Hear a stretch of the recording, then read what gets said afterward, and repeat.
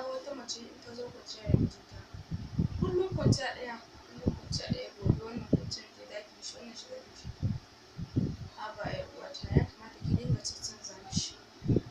Kuma mata ce, ke mace ce ni mace ce. Muna da style da yawa ba kaɗan ba. Ya kamata ki dinga canja mishi kwanciya. Ba kullum za ki mishi kwanciya ɗaya kullum kwanciya ɗaya shi ma dole ya gaji da wannan kwanciyar naki. Ko da bare so yi kin san dai bare iya gaya miki ba.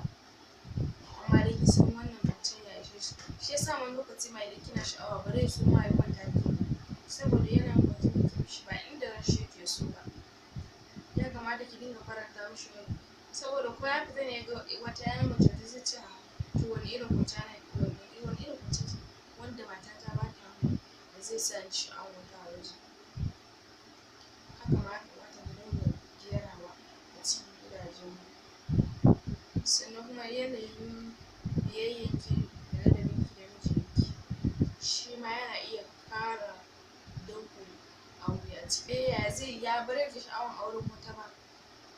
Ya shigo salamu alaikum kina sai kin ma mishi kallon banza kamar ki amsa sallama. Wani ma bara ki ma masa sallama ba sallaman da ma yayi ma bara ki amsa ba.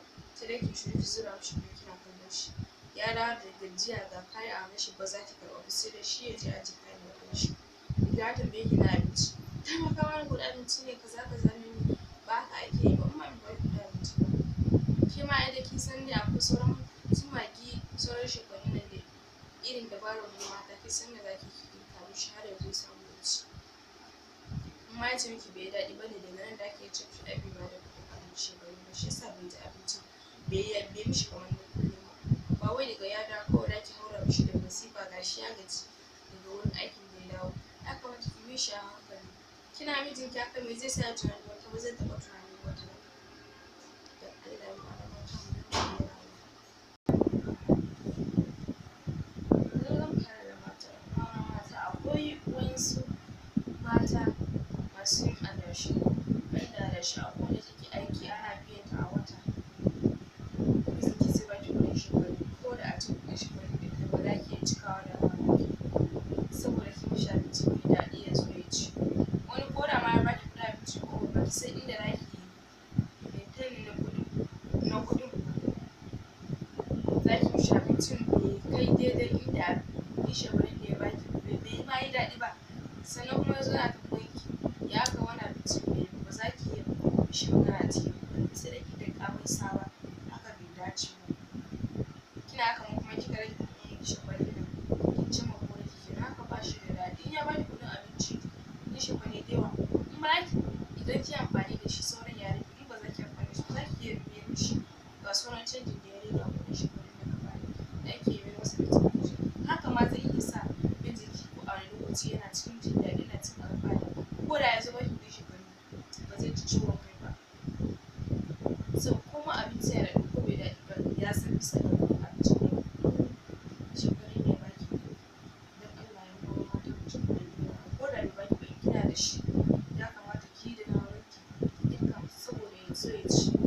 Akwai ran da babu akwai ran da akwai. Dama aka ce wai ba kullum bane ake fara. Ya kamata mu dinga gyarawa mu san babu mu san babu. Sannan kuma maza wani ya dawo daga wurin aiki wani aikin shi na siminti ne wani na ƙasa wani na taɓo kowa dai da yanayin da Allah ya yi mishi. Ka dawo daga wurin aiki ya kamata ka shiga ka yi wanka kafin nan ka zo ka ci abinci ka kwanta da matarka. Kuma ba an ce ka shiga wankan nan faka ka yi wanka ba goge nan ba goge nan kawai za ka yi wankan ka fita ne kai dai ruwa dai ya taɓa jikinka. Ya kamata in za ka wanka ka fara zuba ruwa a kanka ka wanke ka tabbatar kanka ya fita ka goga ƙafanka nan ya fita tas in ma da wani datti a ciki ya fita ka goga hammatanka nan ya fita ka wanke ƙafanka tas wannan zufan nan ka goggoge shi ya fita. Ka ko da ka zo ka kwanta da matarka ba za ta tunanin juya maka fuska ba za ta tunanin wannan ruwa ma da kai ma saboda ta dinga jin ƙamshin jikinka baya ƙamshin da mutum. Kuma ka kwanta da matarka ta juya maka baya ina daɗi babu daɗi ka kwanta da matarka sannan ta zo ta juya maka baya. Ai karan kanka kai ma za ka tunani akwai wani abin da ya sa ta juya maka baya ba komai ba ne warin jikinka ne ya sa. Ya kamata ku dinga gyara jikin. Rashin wanka ma yana iya kawo cuta da kuma wanda ba ka iya tsammanin shi ba za ka ci.